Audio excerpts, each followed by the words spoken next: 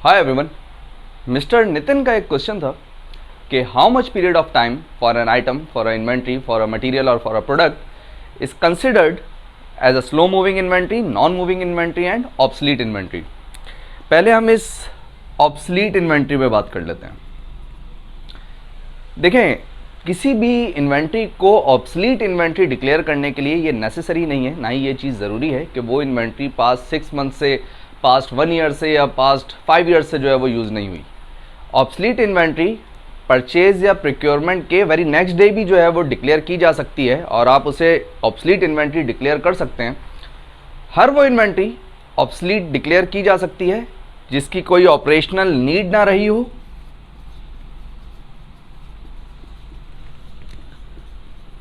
कोई operational requirement ना रही हो और ना ही वो इन्वेंट्री कहीं कंज्यूम हो सके। तो हर वो इन्वेंट्री जो कि कहीं कंज्यूम नहीं हो सकती, उसकी कोई ऑपरेशनल रिक्वायरमेंट नहीं है, ना ही कोई उसकी ऑपरेशनल नीड है, वो इन्वेंट्री ऑब्सलीट डिक्लेयर की जा सकती है regardless of any time period. For example, अगरचे तो आप make to order and engineering to order की स्ट्रेटजी के तहत कोई प्रोडक्शन परफॉर्म कर रहे हैं और आपका जो प्रोडक्शन बैच है या जो प्रोडक्शन लॉट है वो कंप्लीट हो चुकी है, बट कुछ डिपेंडेंट इन्वेंट्रीज जो हैं वो अभी भी एग्जिस्ट करती हैं और वो इन्वेंट्रीज कहीं और कंज्यूम भी नहीं हो सकती। तो ऐसी इन्वेंट्रीज को आप वेरी नेक्स्ट डे भी जो है वो ऑब्सलीट इन्वेंट्रीज डिक्लेयर कर सकते हैं। So the technical point is कि हर वो इन्वेंट्री जो कि कहीं कंज्यूम ना हो सके, उसकी कोई ऑपरेशनल रिक्वायरमेंट ना रही हो, ना ही उसकी कोई फर्दर ऑपरेशनल नीड हो, तो ऐसी इन्वेंट्रीज को आप ऑब्सलीट इन्वेंट्रीज डिक्लेयर कर सकते हैं regardless of any time period. So this was all about the obsolete inventory. Now comes the fast moving, slow moving, dead moving and non moving inventories. देखें, inventory management में कोई hard and fast rule नहीं है कि कोई inventory अगरचे तो वो पास्ट 3 मंथ से यूज़ नहीं हुई तो उसे आप स्लो मूविंग इन्वेंट्रीज में क्लासीफाई कर दें, या अगर कोई इन्वेंट्रीज जो हैं वो पास्ट 6 मंथ से यूज़ नहीं हुई तो उन्हें आप जो है वो नॉन मूविंग इन्वेंट्रीज में क्लासीफाई कर दें। ये प्रैक्टिस इंडस्ट्री टू इंडस्ट्री जो है वो वेरी करती है और डिपेंड करती है कि आप किस तरह का टाइम बाउंड जो है उस इन्वेंट्री को क्लासीफाई करने के लिए या किस तरह का टाइम पीरियड उन इन्वेंट्रीज़ को क्लासीफाई करने के लिए नॉमिनेट करते हैं। इन्वेंट्रीज़ हमेशा क्लासीफाई की जाती हैं as per their frequency of use. Fast moving, slow moving, dead moving और नॉन मूविंग इन्वेंट्रीज़ हमेशा as per their frequency of use और वो इन्वेंट्रीज़ कितना फास्टली मूव कर रही हैं इस हिसाब से जो है वो क्लासीफाई की जाती है। फॉर एग्जांपल, हम एक वेयर हाउस, एक डिस्ट्रीब्यूशन सेंटर या एक फुलफिलमेंट सेंटर की एग्जांपल ले लेते हैं। There are 2 SKU, SKU 1 and SKU 2।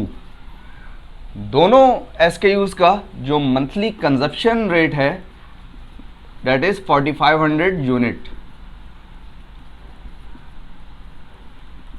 अब SKU 1 जो है ये 150 यूनिट डेली बेसिस पे यूज़ किए जाते हैं और SKU 2 जो है 2250 units twice in a month.